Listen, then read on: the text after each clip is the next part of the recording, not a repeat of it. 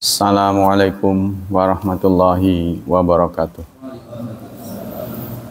Innal hamdalillah nahmaduhu wa nasta'inuhu wa nastaghfiruh wa na'udzu billahi min syururi anfusina wa min sayyiati a'malina. May yahdihillahu fala mudhillalah wa may yudlil fala hadiyalah. Asyhadu an la ilaha illallah wa asyhadu anna Muhammadan abduhu wa rasuluh la nabiyya ba'dah. Allahumma salli wa sallim ala nabiyyina Muhammad sallallahu alaihi wasallam wa ala alihi wa sahbihi wa man sara ala nahjihi ila yaumiddin, amma ba'd. Ayo ikhwah, kita lanjutkan kajian Fiqhu Bulughil Maram, mendalami kitab Bulughul Maram. Bismillahirrahmanirrahim. Hadis ke 198 tentang sutrah. Kali ini adalah bagian dari itu ya, yaitu man'ul mar baina yadayil musalli, menolak orang yang lewat di depan orang yang salat. Dari Abi Juhaim bin Harits radhiyallahu an, qala Rasulullah sallallahu alaihi wasallam, bersabda Rasulullah sallallahu alaihi wasallam, lau ya'lamul maru baina yadayil musalli, andaikan orang yang lewat di antara atau di depan orang salat, madza alaihi, mengetahui apa yang akan didapatnya dari dosa, lakana, niscaya ia, ayyakifa, berdiam, arba'ina, 40, khairan, lebih baik untuknya, min ayyamurra baina yadai, lebih baik baginya daripada dia melintas.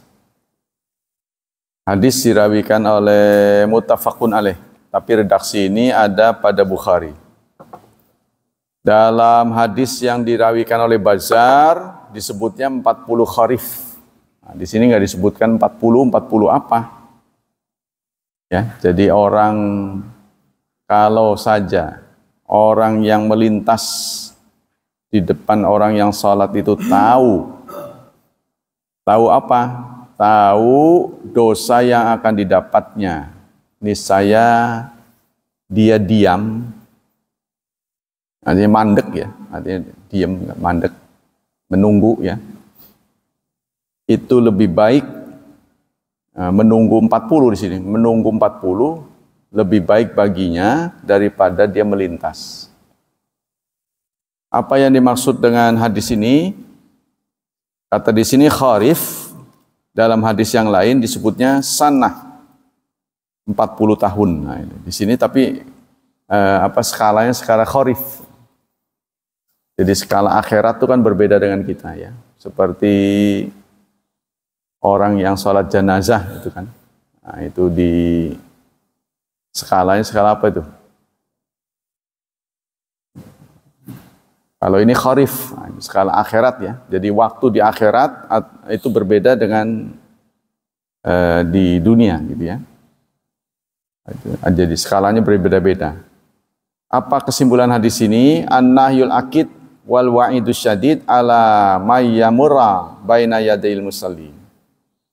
Larangan yang kuat dan ancaman untuk orang yang melintas di depan orang yang salat. Wa annahu haram, dan itu haram. Lihi kamin katsirah, karena hikmahnya banyak. Minha at-tashwis alal musalli, karena itu akan menghilangkan fokus. Jadi nggak fokus orang yang salat. Yang kedua, waradat iddatu ahadits fi bad'i sutrah baina yadil musalli. Terdapat banyak hadis tentang peletakan sutrah di depan orang yang sedang sholat. Sutra itu bentuknya macam-macam, min jidarin, bisa dinding ya, jadi menghadap dinding, ausariatin, atau tiang. Yang masid, ya, bisa dinding. Au ghairihima kama sayati fil haditsaini atiyaini, atau yang lain-lain nanti akan disampaikan pada hadis berikut. Yang ketiga, yustahabbu lil musalli ay yada'a sutra baina yadai. Dianjurkan ya untuk orang yang salat meletakkan sutra di depannya. Wa yustahab ay yadnu'a minas sutra, dan dianjurkan pula dia dekat dengan sutra itu. Wa yakunu bainahu wa bainaha qadra salasati adru'in.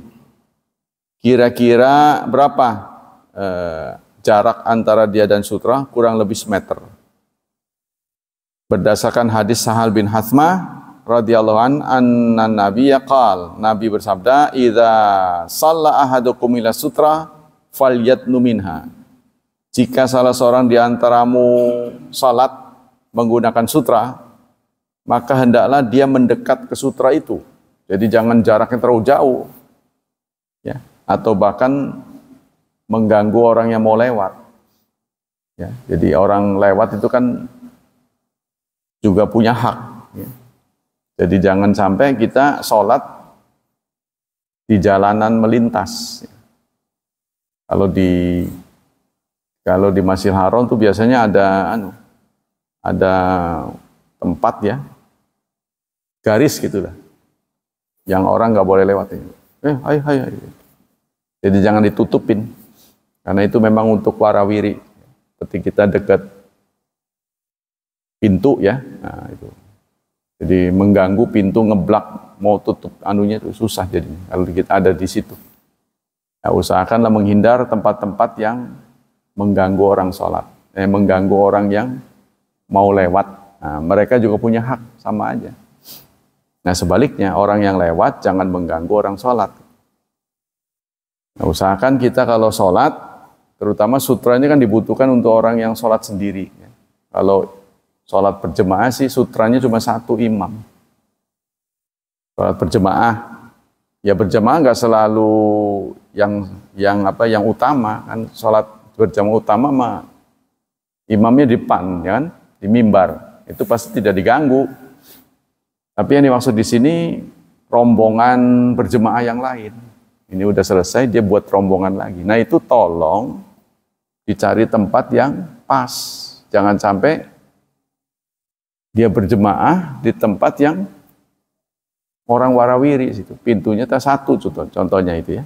Nah, maka itu usahakan jangan dekat pintu. Atau kita kalau sholat sunnah milih tempat lah yang kira-kira tidak banyak lalu lalang. Nah, kalau nggak ada lagi ya sholat di tempat aja udah. Seperti Jumatan.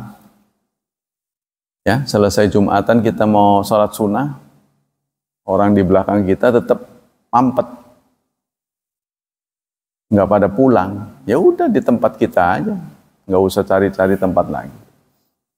Ya, walaupun kita disunahkan bergeser. Nah, kalau bisa tukeran, kalau praktis nggak bisa ya tukeran dengan orang yang sebelah. Kalau ngerti, kalau nggak ngerti dia, kalau nggak ngerti ya nggak mau lah. Kenapa tukeran gitu? Kita lanjutkan. Dalam la yaqta'i syaitanu alaihi salatu. Kata Rasulullah, sabda Rasulullah, janganlah setan itu memutuskan sholat. Ya, memutuskan sholatnya. Jadi maksudnya fokusnya akan hilang. Warawa Sahal bin Sa'ad As-Sa'idi radhiyallahu anhu qala, Sahal bin Sa'ad As-Sa'idi mengatakan, kana baina yadi musalli Rasulullah wa bainal jidar mamarusyad. Jarak antara musala Rasulullah, ya, tempat sholatnya Rasulullah, dan jidar, artinya dinding. Jadi Rasulullah itu sholat antara tempat berdirinya Rasulullah dengan dinding itu sama dengan tempat buat kambing lewat. Nah, itu dulu belum ada meteran ya. Jadi kambing bisa lewat kira-kira berapa? Jarak antara tempat berdirinya orang yang sholat dengan sutrahnya itu kira-kira ya kambing bisa lewat. Oh, kenapa ukuran? Ya, karena dulu belum ada meteran. Nah, maka oleh penulis buku ini kurang lebih semeter jarak kita berdiri dengan sutrahnya. Jangan terlalu ke sana, 3 meter. Ya orang mana makan tempat ini. Yang keempat, man'ul murur baina yadayil musalli. Kita boleh menolak orang yang hendak melintas. Menolak ya. Wassalatu ila sutra amun fi kulli musallin. Dan salat dengan sutra itu berlaku untuk semua orang. Untuk setiap orang ya. Fardhon atau naflan, baik salat wajib atau sunnah. Imaman atau munfaridan, baik imam maupun munfarid. Nah, jika imamnya itu tidak di pengimaman, kalau pengimaman ini sudah jelas kan ada. Nggak mungkin orang melintas warawiri di situ. Miqdar sutra musala. Sekarang kadarnya, jaraknya. Dari Aisyah radhiyallahu an, qalat, dari Aisyah diriwayatkan beliau berkata, su'ila Rasulullah fi ghazwati Tabuk an sutra musala. Rasulullah di waktu perang Tabuk, saat perang Tabuk ditanya tentang sutra orang yang salat. Faqal, lalu beliau mengatakan mislu mukhiratir rahl. Seperti apa sutra itu ya. Bentuknya itu seperti apa? Kalau tadi kan jaraknya. Jarak dari orang berdiri dengan sutra itu kurang lebih bisa dilewati oleh kambing gitu. Kurang lebih semeter. Nah, sekarang sutranya itu bentuknya bagaimana? Rasulullah mengatakan seperti sadel kuda. Nah, orang kita sebut pelana. Kan di sini ada ganjel tuh buat ngelendean. Nah, segita itu. Seperti itu. Ya, di sini tuh ada tonggak buat ganjel tuh. Nah, itulah bentuk sutranya. Yaitu rahl, itu ud, yaitu kayu yang ada di pinggir, di belakang orang yang naik kuda. Kata di sini kurang lebih 32 cm. Katanya gitu. Miqdaru wahya qadru azmi zira, kurang lebih 2/3 zira, 32 sampai 48 cm. Sutrahnya tuh, atau itu berapa senti? Ya, kurang lebih. Maksudnya ininya, lebarnya. Ini loh, iya, itu kayu di bawahnya. 25-an ya? Ya sekitar itulah. Nah, kata di sini itu 2/3 zira. Ya, yang disebut zira itu hasta. Hasta itu 48 cm. Hastanya orang Arab dari ujung sini sampai ke sini ini hasta. Kalau ini namanya tangan, sini ke sini. Ini lengan, sini ke sini namanya hasta. Ini menurut ukuran rata-rata orang Arab 48 cm. Ini 2/3-nya, berarti 32 cm. Ya, itu kira-kira lah, karena dulu memang belum ada meterannya. Kesimpulan. 1. An-nadbu ila wat'i sutra baina yadil musalli ka'asa wa nahiha. Dianjurkan kita meletakkan sutra saat kita sholat, seperti tongkat dan lain sebagainya. Jadi sutra itu nggak harus itu. Ya, apa saja yang memberi tanda bahwa kita sedang sholat. Ya, kalau apesnya nggak ada lagi, peci tadi ditaruh di situ. Pokoknya ngasih tanda kita sedang sholat, jangan lewat. Singkat itu. Apa kardus akuat taruh situ. Tas, apa yang kita punya. Ya. Kalau tidak ada lagi apa ikat pinggang taruh situ. Nanti malah dicolong, dibawa lari. Ikat pinggangnya bagus. Kalau itu kan nggak mungkin dibawa. Ya, memang idealnya sih itu, tapi kan kita nggak bisa dapati di semua tempat kan. Wa idza marra baina yadayhi marun fadafa'ahu lam tabtul salata. Saat kita sedang sholat lalu ada yang melintas lalu kita tolak, gerakan kita menolak orang itu tidak membatalkan sholat. Asal jangan sampai kayak orang berantem ya. Yang kedua, aqallu miqdaris li sutra miqdar muakhiratir rahil. Kadar ya, panjangnya sutra kurang lebih tadi itu ganjel pelana ya.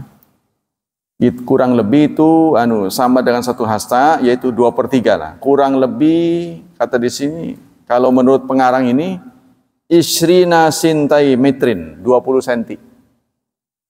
Nah, menurut beliau, padahal beliau sudah mengatakan 2/3 ya, 2/32, yaitu antara 20 sampai 30. Wa yasalu bi aisyain aqama baina yadai, dan bisa dilakukan dengan apa saja. Enggak harus dalam bentuk kayu begitu, enggak ada ya. Anjuran untuk pakai kayu didirikan enggak ada. Jadi boleh apa saja. Mau tas 20 cm. Alhasil sebagai tanda ya untuk mengingatkan orang yang mau lewat, kita sedang sholat. Tapi kalau sholat udah selesai diambil lagi, jangan di situ aja. Contohnya kita mau zikir kan, zikir mah nggak apa-apa dilewatin, nggak harus pakai sutra zikir, sholat, sedang sholat. Jadi kalau udah selesai harus dirawatin lagi supaya orang tidak terganggu ya, mengganggu orang mau lewat juga nggak boleh ya. Karena siapa tahu yang mau lewat mau buang hajat atau udah ditunggu dia buru-buru kan, sakit perut, nah kita nggak tahu. Wala dobit li artiha, sebenarnya tidak ada batas yang pasti tentang lebarnya sutra. Wa yakfil ghalid wa raqiq, bisa dilakukan dengan benda yang halus maupun yang kasar, atau pakai golok ya, yang lebih aneh. Karena dulu kan semua sahabat itu kemana-mana selalu bawa senjata tajam.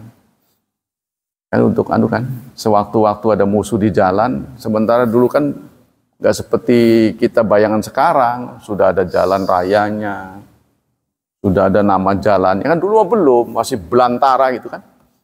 Bisa saja musuh sewaktu-waktu nongol dari balik bukit, dia udah siap. Nah, di daerah tertentu juga ada, ya terutama di daerah rawan di Lampung, semua penduduknya pasti bawa golok. Itu kalau udah pakai golok, nah itu mungkin orang baru, wih golok. Tapi kalau pakai benda biasa orang nggak ngelihat. Yang ketiga, al hikmatu fi wati sutra kafun nazar amma warazalik wa man umayyakhtaza bi qurbi salah wa amama. Hikmah dari ditempatkannya sutra supaya kita khusyuk. Nah, kita merasa nyaman. Kita terjamin keamanannya, tidak akan diganggu karena kita sudah meletakkan itu.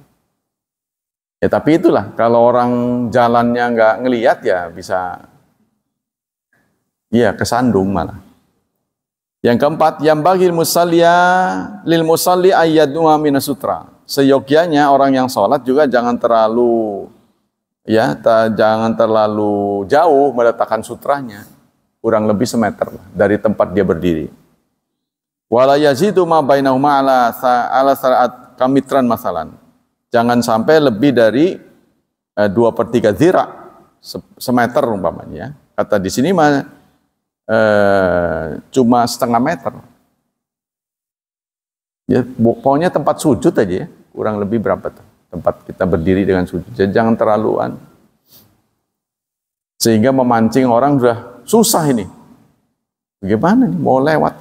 Nah, kita kan nggak pernah tahu. Yang kelima, idza lam yajid asa wa nahwaha jamaah jaran au turaban. Kalau tidak ada tongkat atau yang sejenis apa yang bisa menjadi tanda, maka sebaiknya boleh juga dia numpukin batu ditaruh. Jadi kan kesandung orang, batu ditumpuk. Batunya jangan kecil-kecil ya, rada gede-gede, yang segede kelapa mungkin. Nah itu mantep itu. Wada'a mata'ahu, atau meletakkan tasnya, ya, benda-bendanya, nah itu di depannya. Itulah yang paling aman menurut saya. Ya, atau sendal jepit dibungkus ya. Ngadep sendal jepit jadi. Ya kan? Seperti sholat Id di lapangan tuh, sendal jepit taruh di depan. Menurut saya itu yang paling tepat, atau orang di belakang. Belum sih kena di tempat yang rawan. Begitu nengok udah nggak ada. Ya katanya itu paling aman tuh di depan, benar. Ya, tas juga kalau ini gendongan, kalau banyak orang sebaiknya di sini, jangan di sini. Ya karena penjahat itu sudah belajar banyak lah jurus-jurusnya. Nah, kita orang baik kan nggak ngerti, polos saja. Atau nengok udah nggak ada, nggak taunya dibedah sama cutter, sobek. Nah, di depan kan kita tahu. Ya itu demi keamanan. Di Masjidil Haram juga begitu. Kita tidak boleh suudzan ya. Ketika kita sendal hilang, karena saya pernah menyaksikan sendal-sendal itu ternyata dibuang. Jadi di tengah Masjidil Haram ini 1 jam sebelum sholat itu ada pembersihan, cleaning. Setiap 1 jam sebelum sholat. Ya, dibuka ini, ternyata dia ada kerangkengnya begini. Di bawah karpet ini ada begini, besi. Dibuka, ngeblak begini. Untuk aliran air. Sendal-sendal pada pantasan saya bilang. Jadi disebor,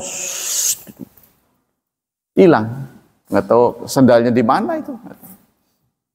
Jadi sendal-sendal, ya sendal sejuta umat, sendal jepit itu kan. Kita tunggu cari sendal kita aja makan waktu, maka ditandain. Nah, kalau lebih baik kita taruh di tas, udah aman. Yang kelima sudah tadi. Yang keenam, yahrumul murur baina yadil musalli wa baina sutra. Haram kita melintas di antara berdirinya orang sholat dan sutrahnya. Ya, jadi pokoknya orang berdiri di sini ada sutra ini haram melintas di sini. Tapi di luar sutra boleh. Kama marafil hadis, nah, sebagaimana diriwayatkan dalam hadis. Yang ketujuh, yundabu lil musalli ayat fa'a man yamurra baina yadayhi wa baina sutra. Dianjurkan bagi orang yang sholat menolak ya melintasnya orang yang lewat. Nah, kalau dia boleh, kita boleh nolak. Kama sayati fi hadis, nanti akan disampaikan lagi dalam hadis berikut. Fa ilam yadayil musalli sutran salat, jika seseorang sholat tidak menggunakan sutra atau dia tidak meletakkan sutra, fa idza arada syakhsun murur fal asau ana laisa lahu man uli taksiri fi ba'di sutra. Maka dia tidak punya kewenangan untuk menolak orang yang lewat. Kalau dia nggak taruh sutra, itu salah dia sendiri. Jadi kalau dia begini, orang tetap lewat, nggak berdosa orang itu. Gara-gara nggak pakai sutra. Ya itu rahasianya. Wala yahrumul murur baina yadai lakin yakrah. Nah, tidak haram orang yang melintas, namun hukumnya makruh. Nah, kalau kita tahu ya jangan, gitu kan? Sebab bagaimana kita bisa membedakan orang ini lagi nongkrong, lagi duduk apa sholat ini? Kan susah. Nah, maksudnya kalau lagi on, munajat pada Allah, dia letakkan itu. Kalau off, dia tarik. Jadi kan ketahuan. Kalau orang sekedar nongkrong, siapa tahu dia ngelamun gitu kan. Ditunggu-tunggu, loh nggak sholat tuh. Ya kalau nongkrong lagi berdiri lagi begini, sedekap aja kedinginan. Orang nunggu mau lewat, bukan sholat orang ini. Kan sulit dibedakan, maka pembedanya itu. Hadis yang selanjutnya, hadis ke-200. Dari Sabroh bin Ma'bad al-Juhanni radhiyallahu anhu. Qala, dia berkata, qala Rasulullah sallallahu alaihi wasallam. Rasulullah bersabda, liyastatir ahadukum fis salah walau bisahmin. Hendaklah salah seorang di antara kalian menggunakan sutra walaupun dengan busur panah. Ya, busur panah kan cukup panjang itu, busur panah. Ya. Walaupun dengan panahnya gitu kan, panahnya juga bisa. Pokoknya memberi tanda lah. Apa kesimpulan di sini? Al-amru biwati sutra baina yadil musalli wa hukmuhan nadbu. Perintah dari Rasulullah untuk meletakkan sutra, menggunakan sutra saat salat, dan hukumnya nadab, sunnah, gak wajib sih. Yang kedua, yujzi'u fi sutra kullu syai'. Sutra ya bisa mewakili sutra semua. Nggak harus yang ideal seperti begini ya. Jadi kalau nggak ketemu lalu kita nggak pakai sutra. Tapi jangan benda yang berharga ya kalau di Indonesia mah. Kalau di sana kan hukumnya potong tangan, naruh HP di tempat yang terbuka lah, yang asing buat kita. Kalau yang udah umum mah kita udah tahu keamanannya kan, masjid kita. Tapi kalau di tempat umum jangan coba-coba itu. Nah, usahakan. Siapa tahu dia lari gitu kan. Atau dia memang udah ngincer gitu. Orang-orang tertentu. Wow, di tempat katanya rest area itu yang elit itu. Ya, sebab segala cara bisa digunakan orang untuk melakukan kejahatan. Jangan memberi kesempatan singkatnya. Jangan jangan memberi kesempatan di tempat yang warawiri orang. Kalau kita harus ke masjid dan tidak ada yang nunggu, ya, tidak ada yang nunggu benda kita, jadi harus kita aja, maka jangan beri kesempatan. Yahrumu musalli amurul bain sutra wa indal musalli daf'uhu in wada sutra. Dan dianjurkan bagi orang yang salat ketika mendapati ada orang yang lewat, sunnah dia menolaknya. Nah, memberikan tanda ya. Karena siapa tahu orang yang melintas itu nggak ngelihat sutranya. Bisa aja ditabrak ya. Wa yakrahu idza lam yadai sutra, tapi hukumnya menjadi makruh jika dia tidak menggunakan sutra. Orang melintas begini itu makruh. Fa idza marra falam tabtul salatu. Tapi kalau nekat melintas juga salatnya nggak batal. Lil mafhum ma'khudz min haditsil ati. Nah, jadi jangan sampai jangan sampai berantem lah singkat. Gara-gara menolak orang itu dia melintas, terus dikejar setelah sholat. Hadis berikutnya. An Abidhar, dari Abidhar radhiyallahu anhu, qala Rasulullah sallallahu alaihi wasallam, Rasulullah bersabda, yaqta'u salatal mar'i al muslim idza lam yakun baina yaday mithlu mukhiratir rahl al mar'atu wal himar wal qalbul aswad. Memutus salat seorang muslim jika di depannya tidak ada itu tadi sadel kuda pelana, perempuan yang memutusin perempuan, himar keledai, dan anjing hitam. Jadi maksudnya jika orang sholat tidak menggunakan sutra, maka sholatnya bisa diputus oleh perempuan, keledai, dan anjing hitam. Ya. Jadi kalau nggak menggunakan sutra yang lewat itu, kenapa ini gambaran bahwa orang dahulu sholat itu masih di tempat terbuka, masa anjing bisa lewat? Ya. Yang kedua, keledai juga bisa lewat. Nah, ini karena dulu masih tempat terbuka, belum ada begini. Katanya orang sholat di tengah sawah, gitu kan? Nah, jangan sampai dilintasi oleh itu. Apa kesimpulan hadis ini? Ikhtalafal ulama fi hadza. Ulama ikhtilaf tentang hukum seperti ini. Apa yang dimaksud dengan memutus sholat? Karena memutus sholat itu bisa diartikan batal. Batalkah kalau ada orang nekat melintas? Ya, tiga pihak ini, yaitu perempuan, himar, keledai, dan anjing hitam. Ya, kalau tiga hal ini melintas, apa batal sholatnya? Nah, ini terjadi perselisihan. Karena Rasulullah mengatakan memutus. Apa memutus fokus? Apa memutus sholatnya, hukum sholatnya? Qala jumhur, la yaqtauha syai'un mimma dzukira wala ghairu. Kata pendapat banyak ulama, ya, sholatnya tidak putus, ya, sholatnya tidak batal.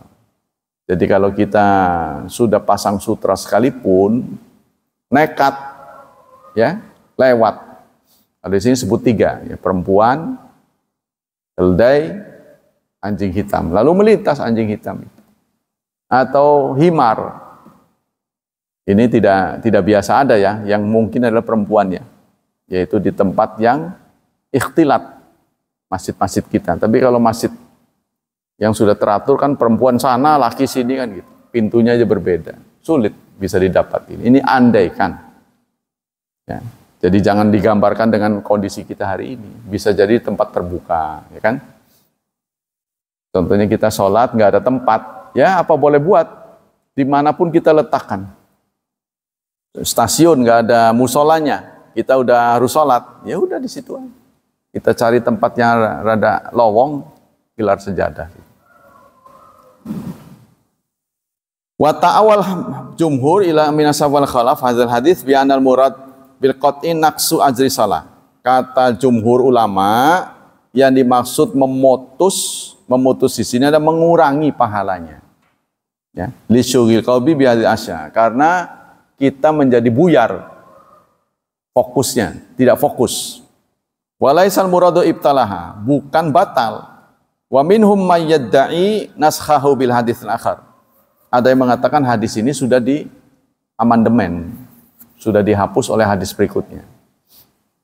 Qala Imam Ahmad rahimahullah, yaqtawhal qalbul aswad wa fi qalbi minal himari wal mar'ati syai'un.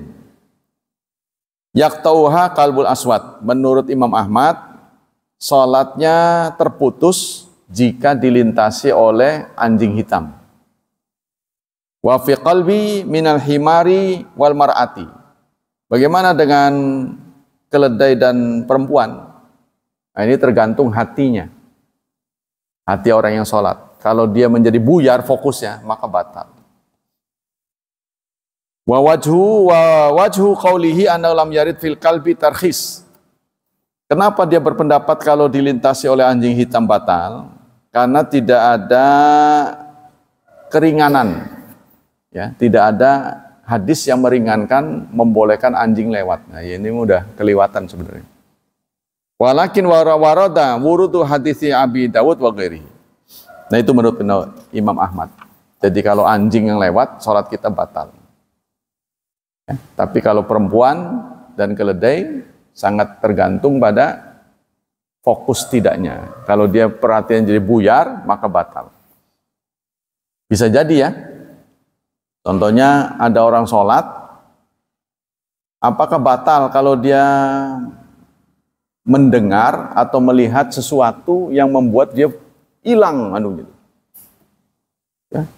Pokoknya buyar sama sekali. Contohnya ada ledakan dahsyat, duar, hilang sama nggak ingat sama sekali. Batal nggak itu? Nah, ini terjadi khilafiyah. Sampai-sampai nggak ingat tadi baru baca apa? Ya, gara-gara ada ledakan yang sangat kuat. Ya bisa terjadi ya. Contohnya di tanker Pertamina, contohnya yang kemarin terjadi di mana tuh? Ya, Pelumpang. Itu kan memakan korban. Siapa tahu di antara mereka juga ada yang sholat. Duar gitu kan jumbul itu. Batal nggak gitu kan? Itu terjadi khilafiyah. Selanjutnya, al-musalli yaruddul mar baina yadai. Orang yang sholat, ya, menolak orang yang lewat di depannya. Rasulullah dari Abi Sa'id Khudri mengatakan, bersabda, qala Rasulullah sallallahu alaihi wasallam, idza shalla ahadukum ila syai'in yasturu minan nas, fa arada ahadun ayahtaza baina yadayhi falyadfa'hu. Jika salah seorang di antara kalian salat menggunakan sutra, ya, lalu ada orang yang mau lewat, nah, melintasi sutra itu, hendaklah ditolak, tolaklah. Gitu ya. Fa in aba falyuqatilhu. Maka jika dia nggak mau tetap melintas, lawanlah. Fa innama huwa syaitan. Karena dia setan. Nah, tapi ini harus hadis sensitif ya. Jangan emosi, setan ini. Padahal udah jelas-jelas kita kenal orang. Ya akhirnya alih-alih menolak malah berantem. Apa sih? Saya cuma berantem jadi. Apa kandungan hadis ini? Jadi kata di sini falyuqatilhu, maka perangilah dia. Bukan bunuh ya. Falyuqatilhu, perangilah dia. Jadi kalau kita sudah benar menggunakan sutra, masih juga orang melintas, tolaklah. Ya. Kalau dia tetap melintas, maka lawanlah gitu. Maksudnya sekuat tenaga. Bagaimana caranya? Ya kan kita sholat masa berantem? Ya pasti kita akan meloloskan. Kita pasti akan meloloskan, masa kita malah berantem. Wah, tarik-tarik. Prakteknya susah ini. Ya, dia nggak mau tetap begitu. Alah, jadi gimana? Mau berantem. Nah, apa maksud dari hadis ini? Kesimpulannya al-hadis ta'kidun littikhadhi sutra. Hadis ini suatu imbauan yang kuat supaya kita menggunakan sutra. Ingat ya, sutra itu hanya digunakan ketika kita sholat sendiri atau menjadi imam. Bukan sholat berjemaah, nanti setiap orang bawa-bawa di depan, bukan itu. Sutranya cuma satu kalau berjemaah. Ya, kalau jamaah ini udah selesai, kita mau jadi imam lagi satu. Kita sholat sendiri satu. Nah, sutra itu nggak harus itu, bisa dinding. Paling aman ya dinding, di pojok pisan, yang nggak dilintasi orang. Ya. Atau kita kalau mau aman ya ke atas orang. Ya. Jadi nggak dilintasi orang. Waman ulmar bainal yadil musalli, dan melarang menolak orang yang melintas ya di depan orang yang menggunakan sutra. Wa alai ay yadra'ahu mastata'a. Apa maksud dari hadis ini? Maka jika nekat orang yang itu melintas juga, maka dia boleh melawan dengan sekuat tenaga. Wa hadza amrun nadbun. Ini adalah sunnah. Ingat ya, bukan wajib ya. Tapi kalau berujung berantem, lebih baik jangan. Apalagi yang lewat itu tamu agung. Wah, itu kan kita ngeliat-liat orang. Kalau orang nggak punya pangkat, tendang aja. Begitu kita lihat orang tua, kita muda ya mikir-mikir lah. Ghaira wajib wa anau yajuzu fi'lu yasir fi salati lidarurah. Nah, bagaimana gerakan-gerakan yang ditimbulkan karena menolak orang yang melintas? Nah, itu boleh. Kan kita pasti kan menambah gerakan, gara-gara nolak dia kan kita harus begini, harus begitu. Nah, gerakan-gerakan ini karena mendapat rekomendasi Rasulullah, boleh hukum. Tidak membataskan sholat.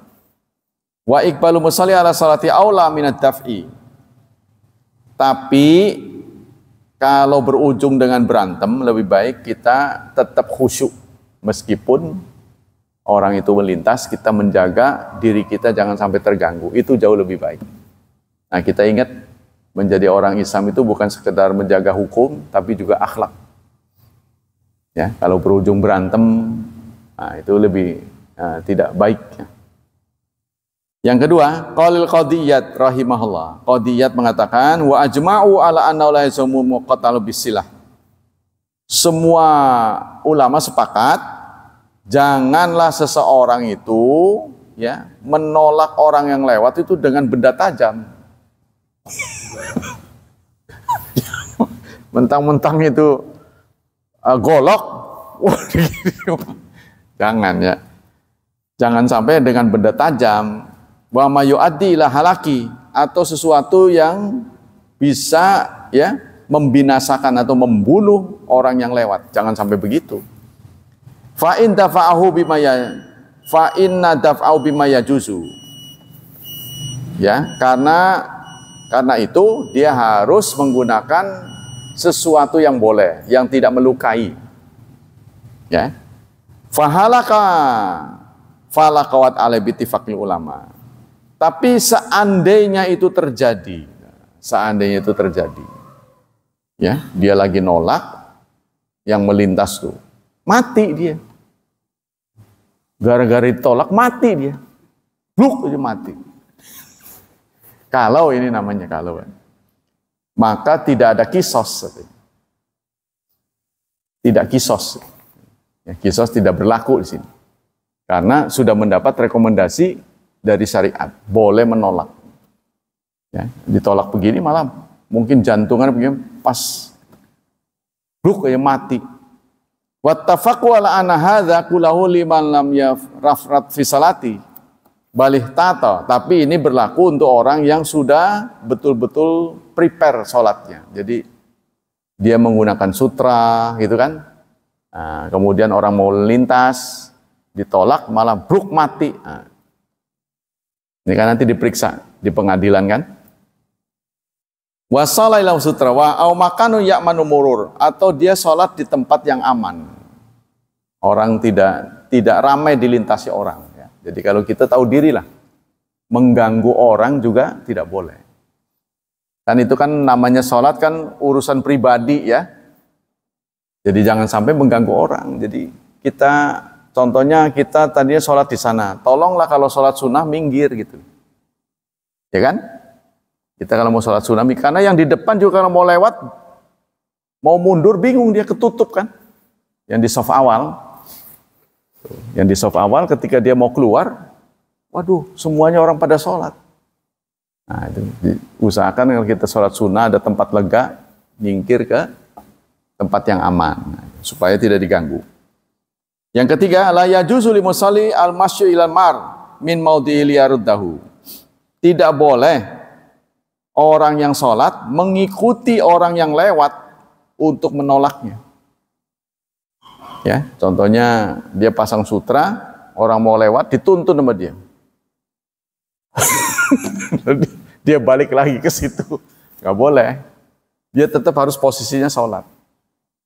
Jadi tidak boleh dia nuntun orang untuk berjalan di luar sutra ya, di luar wilayah. Terus dia balik lagi, tidak boleh. Wa inna ma yadfa'uhu wa yarudduhu bin mauqifi. Jadi dia tidak boleh berubah posisinya. Li'anna mafsada masyi ila salat a'zam min murud baina. Karena kalau begitu itu bisa membuat salatnya batal. Fa in kana ba'idan raddahu bil isyarat. Kalau masih jauh sebaiknya kita antisipasi dengan isyarat. Nah, kalau dia mau jelas-jelas mau lewat kita begitu. Dengan isyarat. Wat tasbih atau dengan tasbih, ucapan subhanallah. Wa yarudduhu bi asali mawuju tsumma bi asyadnya kasail. Dan dia melakukan itu dengan cara yang paling mudah, yang bisa dimengerti oleh orang yang hendak melintas. Kalau tidak memungkinkan lagi, ya dengan cara agak berat ya.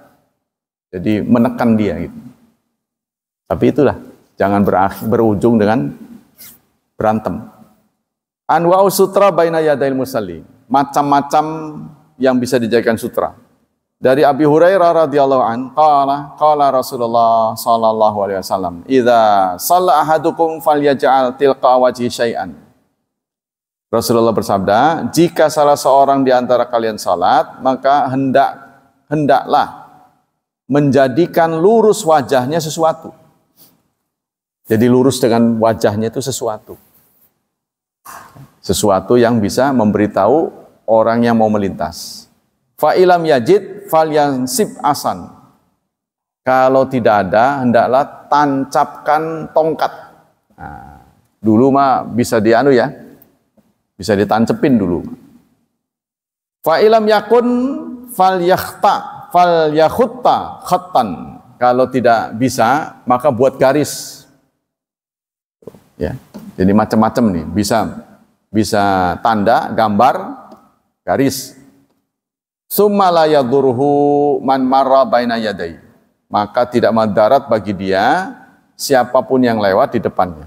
Jadi kalau dia sudah berupaya begitu, masih juga ada yang lewat, dia nggak dosa. Ya, pahalanya tetap ada. Itu tujuannya. Kesimpulan hadis. Inna sutra baina yadil musalli tujzi'u bi ayyi syai'in kanat. Sutra bisa menggunakan apa saja untuk menempatkan sutra. Wal ahadits fi dzalika wal athar katsira. Terlalu banyak hadis tentang hal ini. Jadi nggak perlu diturunkan semuanya. Kurang lebih isyaratnya adalah semua bisa dijadikan sutra. Apa mau peci, mau tas, mau apa aja. Yang kedua, ilam yajil musalli ma yadau ima'amau falyakhutta baina khattan. Kalau tidak ketemu juga, maka buat garis. Ya kalau dulu masih bisa digaris, kan? Kalau pasir digaris kan ada bekasnya tuh. Nah, kalau ini kan bagaimana digaris, bawa spidol tak? Ya karpet pisah kan susah. Ya. Fala yaduruhu man yamurru amamahu min fi niqsani salati. Maka kalau sudah prepare, nah dia sudah syarat-syarat sudah dipenuhi, masih juga orang lewat, maka sholatnya tidak terganggu. Maksudnya pahalanya. Ya, kita kan pengen tujuannya adalah gerak sedikit, pahalanya banyak, gitu kan? Kan kita tujuannya begitu. Tugas kita ini adalah mengumpulkan poin-poin untuk ditebus nanti di sana. Nah, jangan sampai kita sudah bergerak, sudah melakukan energi, buang energi, untungnya dikit. Itu tuh. Kata orang, ikhlas itu jangan ngarepin upah. Betul, upah pada manusia. Tapi upah pada Allah sah. Ya. Jadi kalau kita melakukan ibadat, menginginkan upah dari Allah, itu sah dan itu dianjurkan. Sebab manusia itu enggak seperti mesin. Mesin mah enggak ada tujuan apa-apa. Kalau manusia enggak bisa bergerak tanpa tujuan. Kalau Anda tidak ada tujuan, berarti tidak lillahi ta'ala. Yang disebut karena Allah itu mengharap pahalanya. Kan ada ini, apa isinya, tasawuf ya. Statement dari tasawuf, jangan ngarepin apa-apa sampai mengatakan begini, aku beribadat padamu bukan mengharap surgamu dan bukan takut terhadap nerakamu, tapi aku beribadah karena cinta kepadamu. Nah itu tasawuf begitu. Dalam penelitian, manusia tidak mungkin bergerak tanpa tujuan kecuali ngelindur, ya kan? Kecuali ngelindur. Ngapain loh? Pasti keluar kata-kata, oh mau ke sono, pasti ada tujuannya. Nggak mungkin, enggak, saya nggak ngapa-ngapain. Ini orang lewat-lewat ngapain ini? Enggak ngapain, nggak mungkin. Kecuali udah konslet tadi. Pasti ada tujuannya. Nah, kalau kita tujuannya mengharap pahala, ya itu dibenarkan. Yang ke selanjutnya. Au ibtala wa kadza idza lam yaf'ali sutra al khatan taksiran fala tabtul salatu. Wa idza lam sutra al khatan taksiran fala tabtul. Begitu juga ya kalau seseorang tidak membuat sutra, tidak menggunakan sutra atau tidak membuat tanda, salatnya enggak batal. Cuma berkurang pahalanya. Enggak batal sih. Yang keempat, qasa Syafi'i ala wati sutra baina musalli ayyab suta nahwa sajadah. Nah, menurut Syafi'iyah, sajadah sudah mewakili sutra. Sajadah tuh. Dan kita kan juga sama, 20 cm ya, yang kecil tuh. Itu sudah mewakili sutra. Apa sorban? Boleh. Ya apes-apesnya nggak ada lagi yang dibawa, udah pecinya taruh situ. Kalau nggak ada lagi ya. Nah, kata Syafi'i begitu, bijami'i isy'aril marbi ana fi shalah. Pokoknya apa saja boleh kita gunakan yang tujuannya memberitahu bahwa kita sedang sholat, tolong jangan lewat. Singketin gitu. Ya kembali karena fungsinya sutra, kalau udah nggak sholat tolong disingkirin gitu kan, sehingga orang nyaman. Kan bedanya sutra dengan sajadah begitu. Kalau sajadah mau sholat mau nggak tetap digelar. Ya kan? Padahal kalau kita lagi nggak sholat, tempatnya itu boleh dilewati. Jadi kalau orang pakai sutra kan disingkirin kalau udah salam. Wallahu a'lam bishawab. Memang ada hitam ini, terutama untuk binatang, itu ada sebutan khusus dalam hadis. Katanya anjing hitam itu mendapat kebiasaan menjadi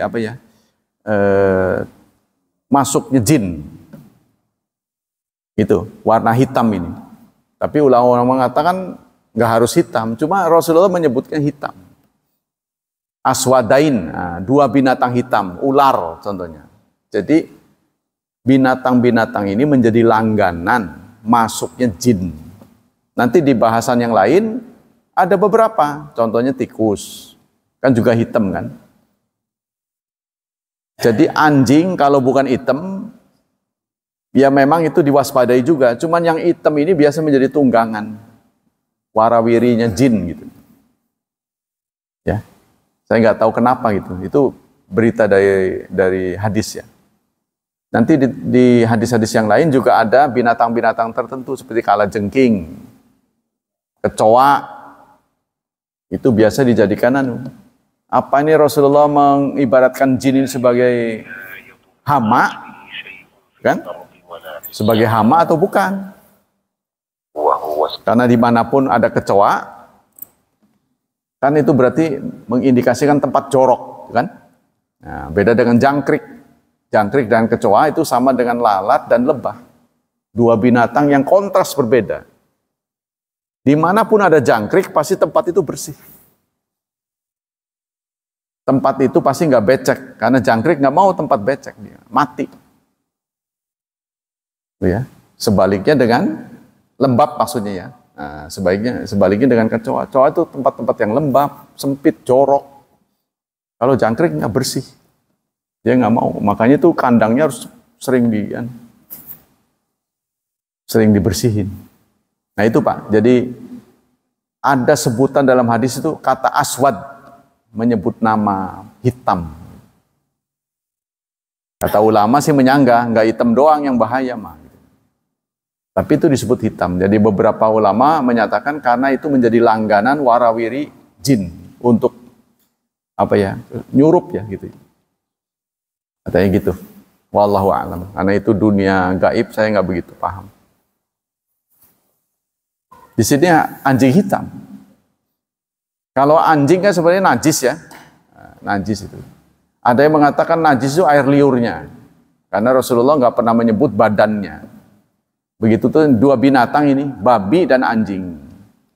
Kalau babi itu kan dilarang dimakan. Dilarang dimakan. Yang dilarang dimakan tuh belum tentu najis. Yang najis pasti nggak boleh dimakan, gitu kan? Jadi Rasulullah nggak pernah mengatakan kalau kamu kena tubuh babi, ya, tubuh babi, maka cara membersihkannya salah satunya dengan tanah.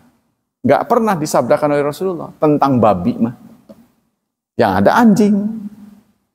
Tapi oleh ulama, babi ini dimasukkan kategori anjing. Najis mughalah itu kan najis dibagi tiga tuh. Yang berat najis masuk babi dan anjing. Tapi dalam cerita Rasulullah nggak pernah. Yang ada nggak boleh dimakan, masuk ke dalam tubuh.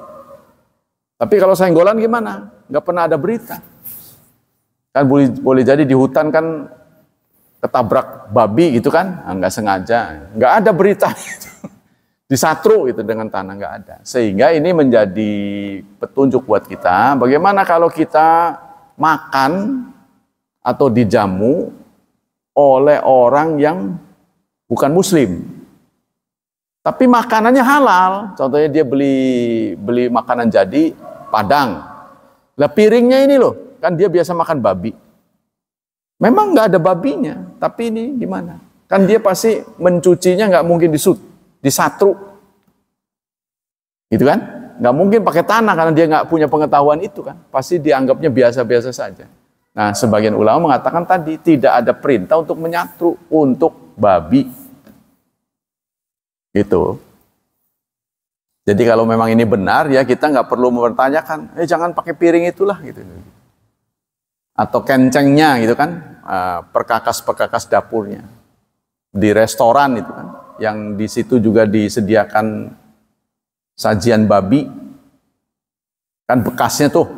Nah, dia memang nggak pakai babi waktu melayani kita, jangan pakai babi bisa, tapi kencengnya ini loh kan nggak mungkin dia misahin babi non babi, ya kita ragu lah ya, singkatnya. Ya. Jadi sebaiknya kita tanya gitu. Nah, kalau menurut tadi berarti boleh. Yang penting dicuci pakai sabun bersih ya sudah. Nah, kalau orang masih nggak meyakini, kan ada bekas-bekasnya, ya udah lebih baik jangan. Syubhat maksudnya. Gitu kalau kita mau aman, lebih baik jangan. Kalau saya sih terus terang kepada kokinya saya tumpuin ini. Ini ada babinya nggak? Nggak ada. Bener ya? Nggak bohong ya? Bener Pak. Kami nggak pernah lagi masak dengan babi. Nah itu sudah aman. Wallahu a'lam bishawab. Demikianlah kajian pagi ini. Semoga menambah wawasan kita, dan Allah memberi pahala yang berlipat ganda. Allah tetap melindungi dan menyelamatkan kita dari wabah dan fitnah, dari syubhat dan syahwat, serta kita tidak henti-hentinya berdoa untuk anak-anak kita, semoga dimudahkan hidupnya, diberkahi, dan ditakdirkan menjadi hamba Allah yang saleh dan salihat. Subhanakallah wa bihamdik, asyhadu an la ilaha illa anta astaghfiruka wa atubu ilaik. Wassalamualaikum warahmatullahi wabarakatuh.